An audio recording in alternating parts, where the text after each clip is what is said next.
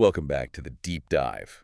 Our mission today is highly unusual, It really is. but I think it might be one of the richest deep dives we've ever done because we are working with just a singular source. Just one. The entire transcript of a song called Keep Coming Back from the YouTube channel Cosmic Jade. It's the perfect challenge, though. I mean, instead of sorting through 100 different perspectives, we have one perfectly distilled account of a specific emotional reality. Right. We're basically treating these lyrics as a detailed map, a blueprint, really, for a cyclical relationship. So our job is to dissect it. Exactly. The language, the poetic structure, the implied rules of how this works. We want to understand the mechanics of this, irresistible attraction. Yeah, we're not here to just, enjoy the music or analyze the mood.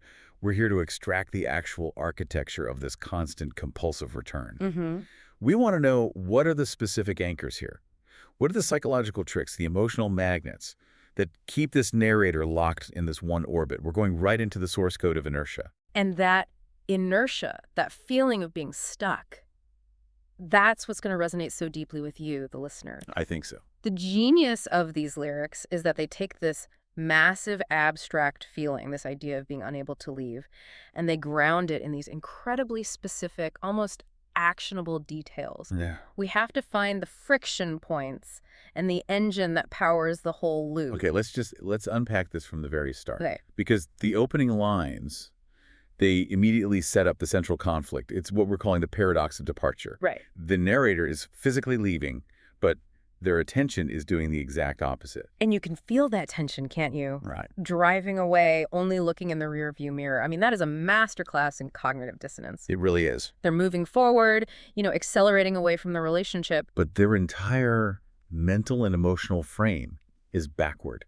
It's fixed on where they just came from. So it's not passive indecision. That's the key. No, it feels like active self-sabotage of the whole departure. Yeah. They are making sure by looking back that they never actually commit to the direction they're going.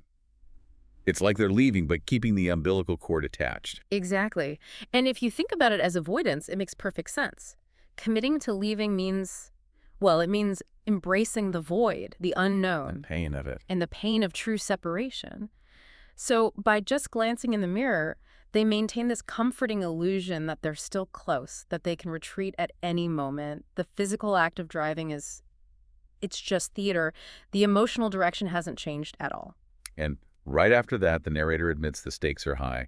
They say, try not to break through. The fall has never been clear. The path forward is literally framed as a fall. It's risky and undefined. That contrast is so important. The fall is that terrifying lack of certainty that comes with the first start. I mean, Right. So why risk that metaphorical abyss when the familiar ground, the relationship they just left, is right there in the reflection? The unknown is always scarier than the known, even if the known is painful. But what is the anchor?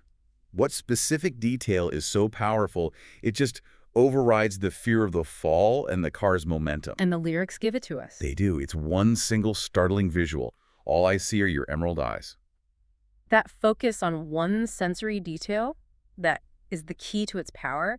It's not a memory of a happy moment or a conversation. It's a color. It's simple. It's striking. It's immediate. It's a perfect cognitive trigger.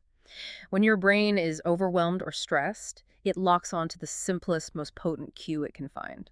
So in that moment of escape, those eyes are everything. They become the entire universe for the narrator. And that one image is the magnet that just stops the inertia.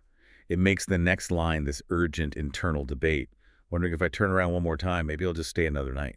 And the power there isn't in some big commitment. It's in the fleeting possibility. One more time. One more time. Yeah. It emphasizes this isn't some grand final decision. It's just the next iteration of a pattern they already know. They know turning around means another night, another loop, another moment of just suspended animation. So the potential pain of that fall is just consistently outweighed by the certainty of coming back. Triggered by those eyes. Yeah. Every time. So if the paradox of departure is the intro, then the inevitable result is the constant return.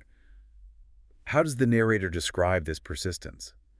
This brings us to the endless loop, the ritual. The repetition itself is the structural cornerstone of the whole narrative. I mean, the way the chorus just relentlessly reiterates over and over again, and I keep coming back. Yeah. It's not just describing the attraction, it's It's enacting the compulsion. It becomes this mantra of surrender. It speaks to this relational inertia where the energy it would take to break the cycle is just so much more than the energy it takes to fall back into it. And what's interesting is this loop isn't chaotic. It's not random at all. It feels choreographed. The narrator even says, let's have another dance. That metaphor, the dance, is so important. A dance implies steps, a rhythm. Mutually understood rules. Exactly. When they say another dance, it suggests a rehearsed quality. They both know where to put their hands, where to look when it ends. The come fault isn't in the emotional bond itself, but in the predictability of the interaction. It's a performance they've both agreed to repeat.